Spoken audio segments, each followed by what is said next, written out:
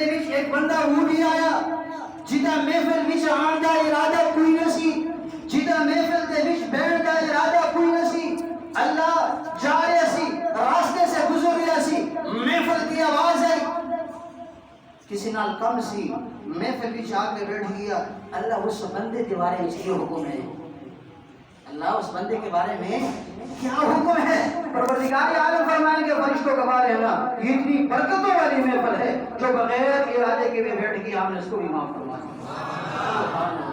سبحان اللہ کتنی عظمتوں والی محفل ہے کتنی شان والی محفل ہے امام الانبیاء سید ابو داؤد اٹھائیے امام مگر خان صاحب کر رہے ہیں وہ اس محفل کے صدر ہے جن ساتھیوں نے اس کی ٹیم نے جتنی محنت کی ہے جتنا انہوں نے حفاظ اکرام کے ساتھ مسجد کے ساتھ ان مسجد کے حوالے سے جو بھی تعاون کیا ہے اللہ تبارک و تعالیٰ ان کے اس تعاون کو اپنی بارگاہ کے اندر قبول و منظور فرمائے جو انہوں نے آپ کے لیے اہتمام کیا ہے اللہ اس اہتمام کو قبول و منظور فرمائے دوستو یہ مسجد آپ کی ہے یہ مسجد جو آپ نماز پڑھتے ہیں آپ کی مسجد ہے میں یہاں سال کے 12 مہینے آپ کی خدمت کے لیے بیٹھا ہوں آپ کے بچوں کی خدمت کے لیے بیٹھا ہوں صبح سے شام تک میں آپ کی خدمت کرتا ہوں درس قرآن کے ذریعے سے درس حدیث کے ذریعے سے آج ہی اصلاحی بیانات کے ذریعے سے آج ہی آپ کے جنازے پڑھاتا ہوں آج ہی آپ کو نمازیں پڑھاتا ہوں آپ کو قرآن پڑھاتا ہوں آپ کو فقہ پڑھاتا ہوں تو مسجد پھر میری نہیں ہے مسجد کس کی ہے آپ کی ہے آپ یہاں نماز پڑھتے ہیں میں تو آپ کا خادم ہوں آپ کی خدمت کرتا ہوں لہٰذا جو لوگ یہاں خدمت کریں گے اس مسجد کی میں ان کے لیے دعا گو ہوں اللہ کریم ان کی دنیا بھی اچھی بنائے آخرت بھی اچھی بنائے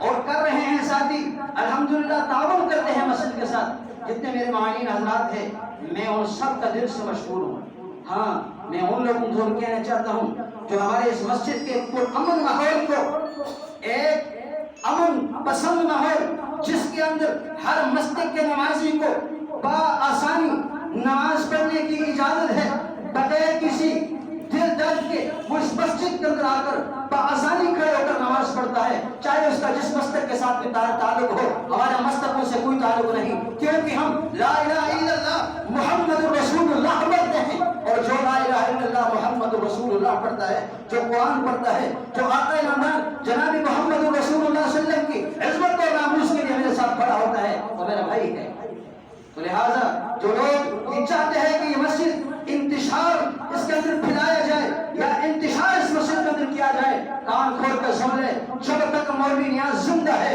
انشاءاللہ العزیز ماں نے کوئی ایسا بیٹا نہیں بنا ماں نے آج تک کوئی ایسا بیٹا نہیں جنا ماں نے ایسا بیٹا نہیں جنا کہ اس نے اپنے ماں کا حلالی دودھ پی کر مولوی نیاز کے سامنے کھڑا ہو جائے انشاءاللہ ایسا کوئی نہیں اور قیامت کی صبح تک پیدا بھی نہیں ہوگا جب تک میں زندہ ہوں میں انشاءاللہ العزیز یہ سارے لوگ جانتے ہیں پورا علاقہ جانتا ہے الحمدللہ صحیح معنوں میں اگر مسلک اہل سنت کی ترجمانی اگر کسی نے کی ہے تو وہ میں نے کی الحمدللہ سلام کے قدم سارے یہ علاقہ جانتا ہے اس بات پر گواہ ہے الحمدللہ میں نے ہر دور کے اندر مسلک اہل سنت کی مسلک اہل حق کی میں نے ترجمانی کی ہے اور انشاءاللہ کرتا رہوں گا اور میری یہ آواز جامع مسجد المدینۃ المعراج کی آواز یہ پھیلتی ہے اس طرح پھیلتی ہے کہ جس طرح آپ اخبارات کے ذریعے سے جس طرح آپ جو ہے ٹویٹر کے ذریعے سے جس طرح آپ جو ہے سوشل میڈیا کے ذریعے سے پھیلاتے ہیں اس طرح اس مسجد کی ہر بات پھیلتی ہے کیوں پھیلتی ہے کچھ وجوہات تو ہے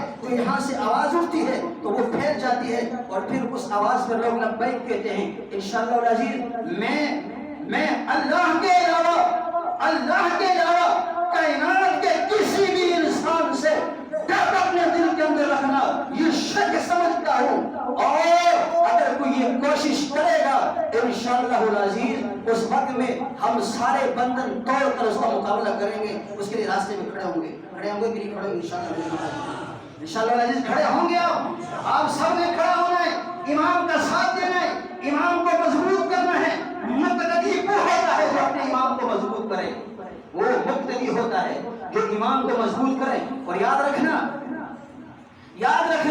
یہ حفاظ اکرام آپ کی پوری سال خدمت کرتے ہیں آپ کو نمازیں پڑھاتے ہیں ان حفاظ اکرام کی خدمت کرنا میری ذمہ داری نہیں آپ نمازوں کی ذمہ داری ہے کس کی ذمہ داری ہے آپ کی ذمہ داری ہے آپ نے ان کی خدمت کرنی ہے یہ آپ کو نمازیں پڑھاتے ہیں آپ کو قرآن پڑھاتے ہیں اس مسجد کو آباد رکھتے ہیں یہ اس مسجد کی آبادی کا ذریعہ ہے تو لہٰذا اس حفاظ اکرام کی ان کی مدد کس نے کرنی ہے؟ آپ نے کرنی ہے. ان کی ہر ضرورت کا خیال کس سے رکھنا ہے؟ آپ نے رکھنا ہے. تو حفاظ کرام نے یہاں پر قرآن سنایا ہے. ان کے لیے ہمارے کچھ ساتھیوں نے مل کر ان کے ساتھ جو تعاون کیا ہے، ان کے ساتھ جو تعاون کیا ہے، اسی طرح میں کہتا ہوں کہ ہر سال ہر ساتھی ہر حفاظ کے ساتھ اسی طرح تعاون کیا کرے. اور جو کہتے ہیں کہ حفاظ کے ساتھ تعاون نہیں کرنا چاہیے نا، میں نے تخصص پڑھا ہے، مفتی میں ہوں. کسی نے ماں کا دودھ بھی آئے میرے سامنے بیٹھے، میں ثابت کروں گا کون ہے جو کہتا ہے حفاظ کے ساتھ تعاون کرنا گناہ ہے. حفاظ کے ساتھ تعاون کرنا رب محمد کی قسم ہے، مسجد کے ساتھ تعاون ہے، قرآن کے ساتھ تعاون ہے، دین اسلام کی بلندی کے ساتھ تعاون ہے. ہاں، مفتی اعظم میں ہوں، میرے سامنے بیٹھے، میں تمہیں بتاؤں گا. بات یہ ہے، میں اکثر یہ باتیں نہیں کرتا ہوں، اس وجہ سے نہیں کرتا ہوں کہ میں کہتا ہوں مسجد ایک پرامن ماحول کے اندر رہے. لیکن یاد رکھنا، جو ماحول کو خراب کرنے کی کوشش کرے گا ایسے نکالوں گا رب محمد کی قسم، جس طرح لوگ آٹے سے باڑ کو کھینچ کر نکالتے ہیں، ایسے میں نکال کے چھوڑوں گا. یاد رکھنا. تو عزیزان محترم، یہ حفاظ کرام یہ آپ کے خادم ہیں، یہ آپ کی خدمت میں لگے ہوئے ہیں. ان کی خدمت کس نے کرنی ہے؟ آپ نے کرنی ہے. اور آئندہ جب سال ہو نا، حفاظ کرام قرآن سنایا کریں، ہر ساتھی نے کوشش کرنی ہے کہ میں جب بھی اپنی مسجد سے میں نکلوں آخری دن حافظ صاحب کی تراویح پڑھ کے، تو میں حافظ صاحب کو ضرور کچھ ہدیہ دے کے دوں، لے کے جائیں گے انشاءاللہ. یہ میں کہہ رہا ہوں، یہ فتویٰ میں آپ کو دے رہا ہوں. میں آپ کو یہ فتویٰ، یہ ہدیہ دینا بالکل جائز ہے. آپ تراویح پر جو تراویح پڑھاتے ہیں، جو قرآن پڑھاتے ہیں، آپ قرآن کے ایک حرف کا شاعری کہنا تک نہیں کرتے ہیں. آپ جو ہے اس کا معاوضہ دینا چاہے، معاوضہ نہیں دے سکتے. اس کا معاوضہ ہے نہیں، یہ ہدیہ ہے، یہ خدمت ہے. یہ آپ نے حفاظ کرام کو ہدیہ بھی دینا ہے. ان کی خدمت بھی کس نے کرنی ہے؟